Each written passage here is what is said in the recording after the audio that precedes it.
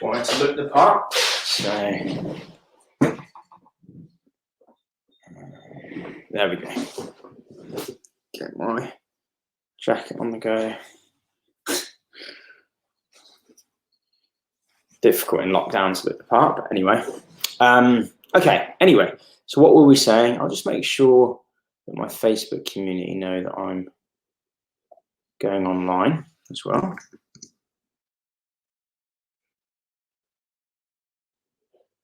And of course, if you have joined me in the stream, then let me know in the comments below.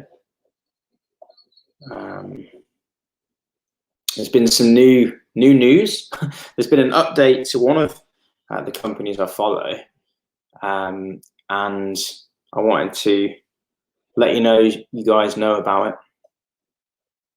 So let's jump into it.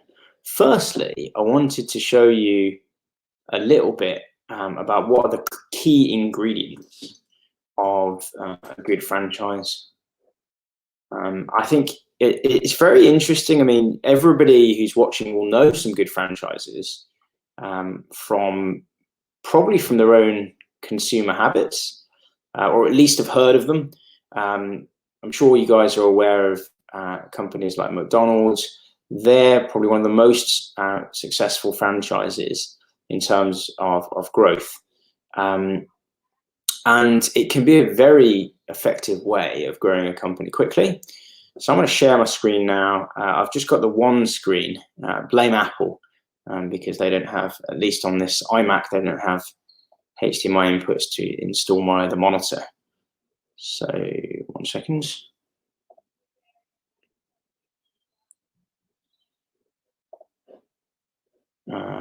See if I can share my screen. One sec, guys, sorry.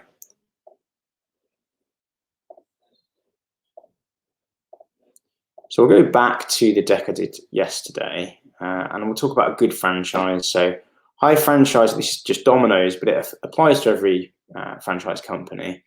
So it's beneficial if they've got a high fee, if there's high demands. That means that you can onboard more franchises easily, and you make a lot of the money up front when you have potential franchisees looking to start their own, in this case Domino's Pizza, or their own franchise, whatever it's called.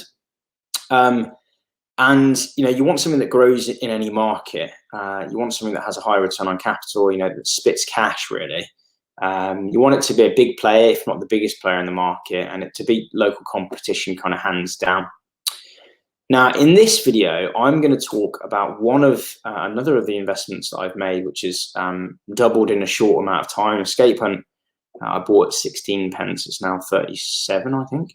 But a more exciting franchise, in my mind, has just released some news today. I'm going to share this, and we're going to talk about this briefly today, but I'll do another presentation on it soon. So let me just open the tab. So it's called Cakebox, and I'll show you some of the results today, and we'll talk through the results based on the criteria that I've set out in the presentation. One moment, computer will take a little bit of time to load. You can see what happens with a good franchise. The price really rockets. So just give me a moment while I share the correct tab. Here we go. So you can see it's gone up nearly 3% in 1 day. That's because of the results that have come out, which I was expecting to see. Wasn't expecting quite such a good set of results. So, Cakebox. During an unprecedented strong growth, strong growth in an unprecedented year. I think that's one of the key components. If we look at it, if you remember, grows in any market. We've got a terrible market at the moment with COVID-19, the pandemic of 2020 that still continues to a certain extent now, especially in Europe. But anyway, Catebox is a company which which grows in any market. It looks like. 1 second. Sorry, it's opened in a new tab. Oh, my bad. Still learning this switch. I'm sure in a few years I'll look back at this and laugh. 1 second. Let's get it open again. Hopefully this will work. Yes, here we can see. This is the growth in an unprecedented year. So that was one of the bullet points I mentioned. So obviously we can see that. 1 second, sorry.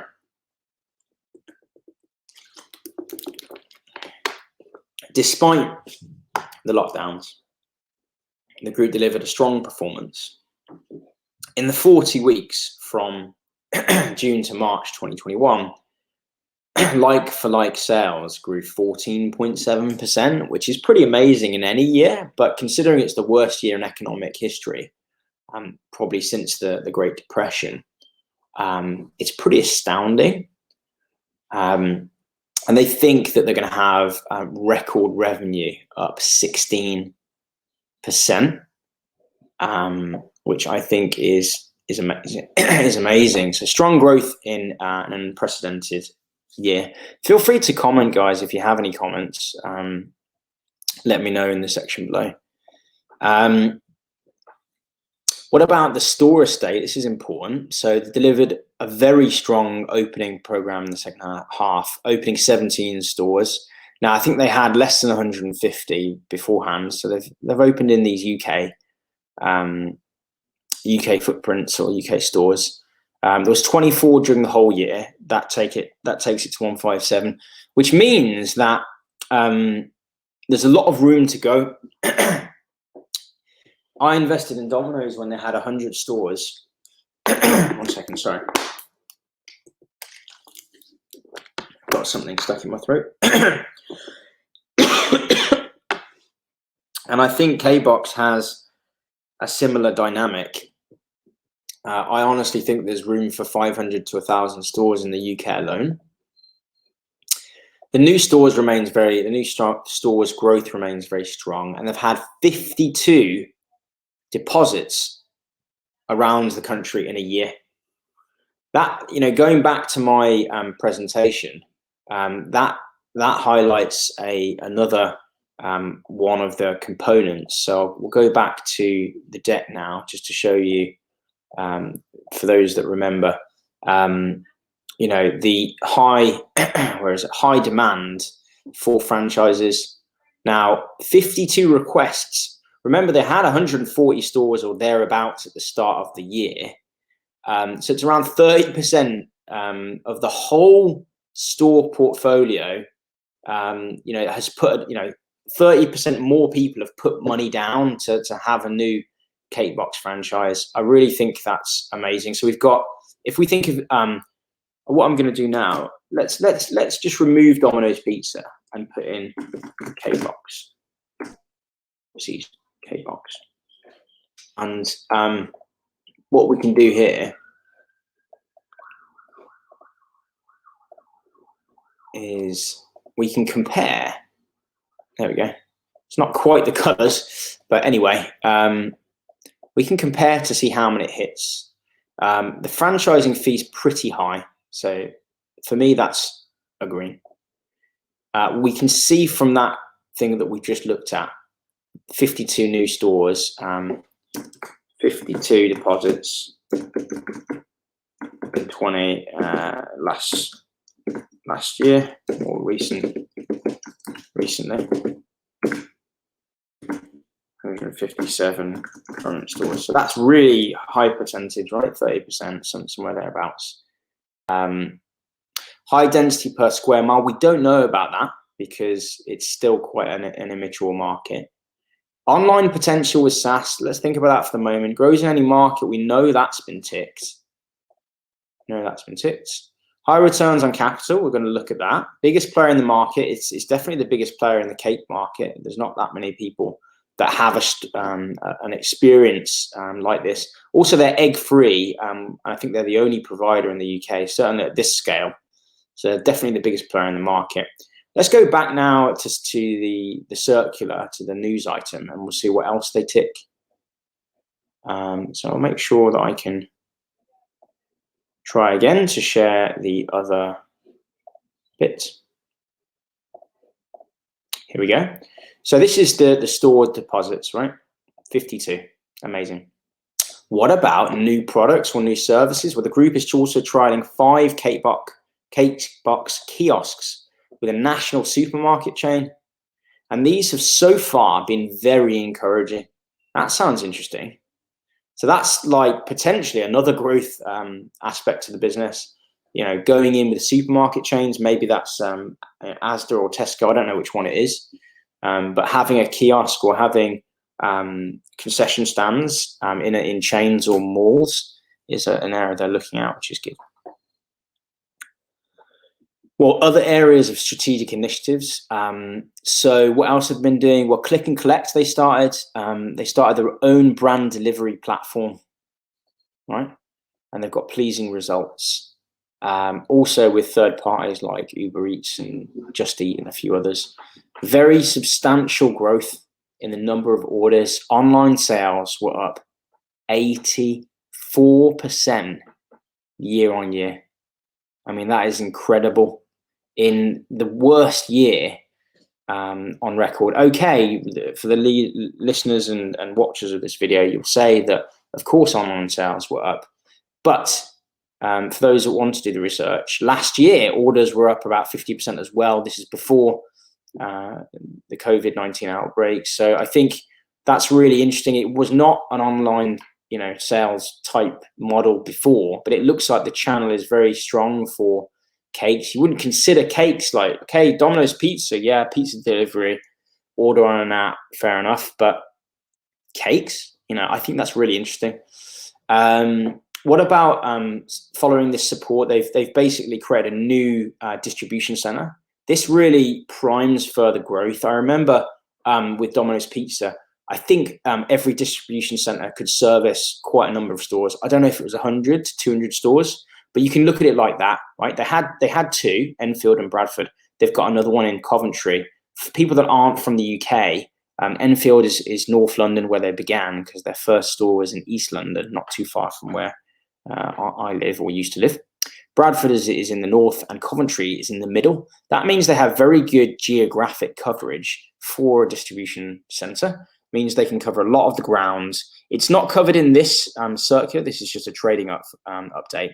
But maybe in a couple of months, they'll say how many stores that will cover. I expect that it would cover maybe up to 500, 400 to 500, but we'll find out later on. It means they won't need much cash to increase their growth up to whatever number of stores it might be, maybe 300, 400, 500, which is a good thing. They've also done some interesting things. So they're creating egg-free custard. This complements their normal products of egg-free cakes. They've also got a new packaged loaf cakes, which I think go well. People like that. And 2 of my recommendations, actually. I made 3 recommendations last year at the annual general meeting conference, which you can click on the video recording and probably see me asking these questions. I asked about gluten-free, and I asked about vegan, and I also asked about delivery services. They told me that they were looking into these things, but they were unlikely to get involved in delivery services. And you can see what impact that's had. Anyway, they're doing gluten-free and vegan, which I think is really good, because I think there's a growth market with the youth market that's interested in gluten-free and vegan products. So that's fantastic. What about the return on cash? Remember in the last video we talked about Escape Hunt, and we did a whole video about the board looking at a 31% hurdle rate on cash, 30% return on investment or return on cash employed. This business is underpinned by the highly cash generative nature of the company's business model. This is a franchise that works, right? In the worst year on history, in terms of economy, where millions of people were unemployed, cash was up 70%. I mean, that is just incredible. They've invested in things, they've invested in their own brand delivery platform. They've invested in online sales platforms. They've invested in a massive distribution center in Coventry. They've created new offerings in supermarket chains. So it's not like they haven't been investing, right? They've been investing. There was also a special dividend that was released. So this, I don't know if this is net. I don't know if this is in addition to the special dividends. That they've got so much cash, they're literally throwing out to shareholders. So I just couldn't believe this when I read this earlier today. Cash up 70% in such a terrible year. I mean, this is like, this is incredible. I mean, so this is from June 2020 to March. This is like the height of the pandemic. They've grown cash 70% in the worst time of like, it's unbelievable. Like, I think that's really important. We're going to go back. We're going to go back to the deck before I get too excited. Let's have a look. What else does this hit then? Well, online potential. We saw 84%. It hits that. High returns on capital, fast payback to franchisees. This is definitely there. It's very cash generative. I read also that they had a store that came out this year that returns the franchisees cash faster than 1 year. It was like a super quick return. And they're definitely the top dog because no one else can compete. So I think they hit everything Kate Box do. Let's go back to what else it says. Feel free to comment if you're watching this in a playback. Feel free to comment. I'd love to know your thoughts. If you're watching it live, feel free to comment. I appreciate this is only the second video I've done, so there might not be anyone watching. But either way, if you're interested in learning more about investing, if you've got any questions about any of the terms that I use or that's used in this circular, in this document that was produced by Kate Box, then let me know. So, reflecting the board's confidence in the balance sheet, that's the numbers. The group, i.e. Kate Box, has reinstated its interim dividends at the half year ends in November, as well as declaring this special dividends. This is the thing I was mentioning. Also, in addition, they've repaid all of the government money. That's amazing. And the group has taken no further support in the second half, unlike a lot of other restaurant leisure companies. This just shows you how strong this business is. It is unbelievable. I think this is a great business. So anyway, there's going to be full results in June 2021. Let's listen to the co-founder. What has Sukh Shamdal said? He said, "I'm very pleased with the strong trading momentum in the second half. Continuing the recovery we saw in our shops as our shops began to open from May. Customer appetite for our products, no pun intended, as it's a food production business, has continued to grow with good traction across online and delivery. Franchisees is growing. So yeah, I'm not going to read it all, but I think it's amazing. Going back to, just everything. I can't see anything negative in here. I'll stop the recording here and you can see me on the screen now, guys. So what's my involvement with Kate Box? Well, I've known about them for some time.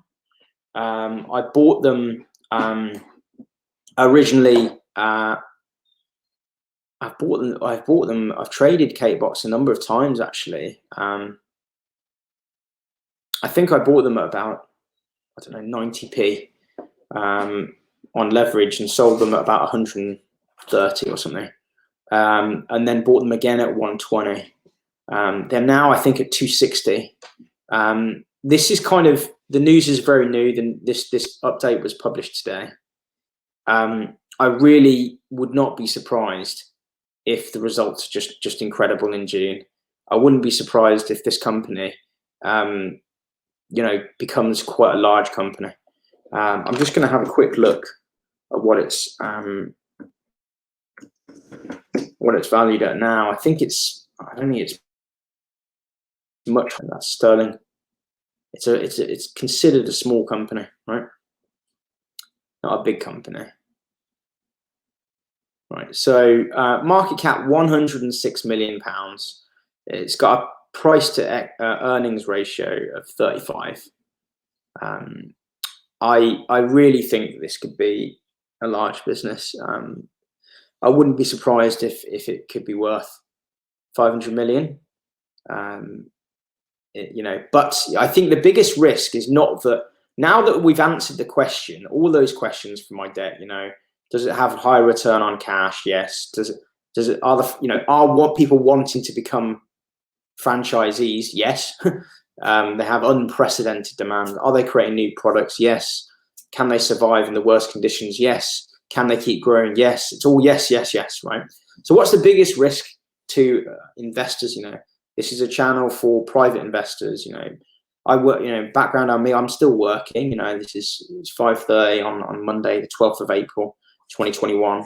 I'm still working. But what's the biggest risk? If you're investing, the biggest risk I think with K-Box is that they sell to private equity or venture capitalists, or a private company, or even a public company.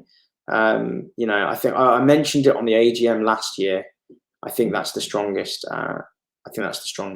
Risk, that actually it's taken over, and that the public, people like me and you, can't invest in it anymore because somebody else sees how strong the business is and it gets bought out.